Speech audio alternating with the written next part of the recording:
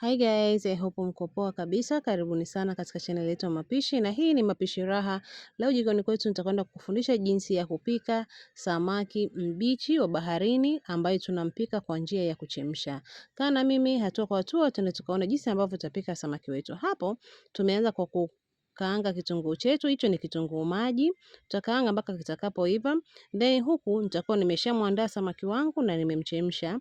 Na wakati wa kumchemsha samaki wetu tulimwekea chumvi kidogo, ajinomoto, kitunguu saumu pamoja na tangawizi, ndio nikamchemsha, na kama unavyomuona anachemka na supu yake nzuri. Na huyo ni samaki wa maji chumvi, yule wa maji chumvi, lakini unaweza kupika pishi hili pia hata kwa samaki wa maji baridi. Mradi tu awe ni mbichi. Na hapo nimeweka nyanya yangu ambao nimeblend, nyanya ya kusaga.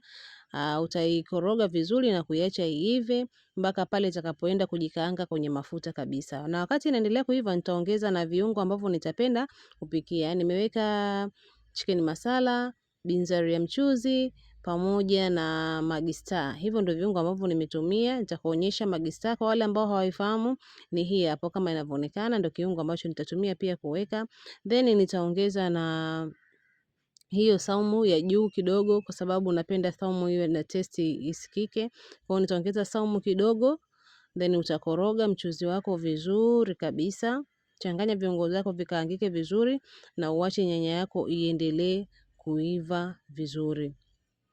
Haya, hapo ni baada ya wakati inaendelea kuiva nyanya yangu, nimeongeza na soy sauce kidogo. Hicho ni kiungo pia na kinaleta ladha nzuri kwenye mboga yako. Kwa hiyo nimeongeza soya sauce kama kijiko kimoja cha chakula. Then nitaendelea kuikaanga nyanya yangu mpaka pale itakapoenda kujikaanga kwenye mafuta.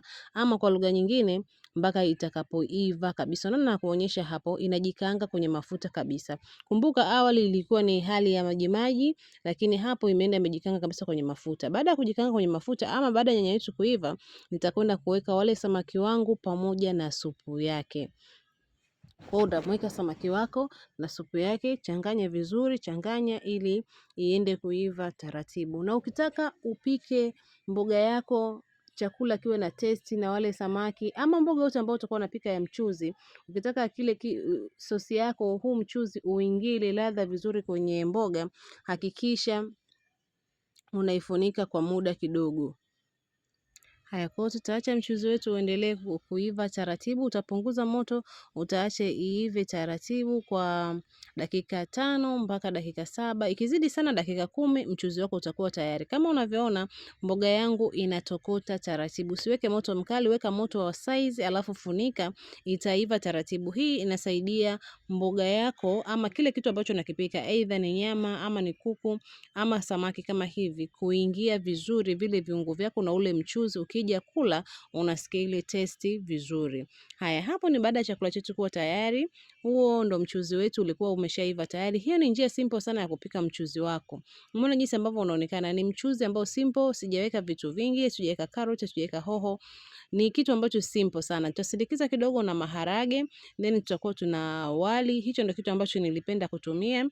Lakini unaweza ukala mchuzi wako na kitu kingine chochote, unaweza ukala na ugali au then unaweza ukatoweza na chapati, chochote kile ambacho utapenda kula. Kikubwa nimekufundisha jinsi ya kupika mchuzi mzuri na simple sana wa samaki ambaye amepikwa kwa njia ya kuchemsha. Sababu wengi wamezoea samaki ambaye anakaangwa kwanza zini ndio anaunga mchuzi.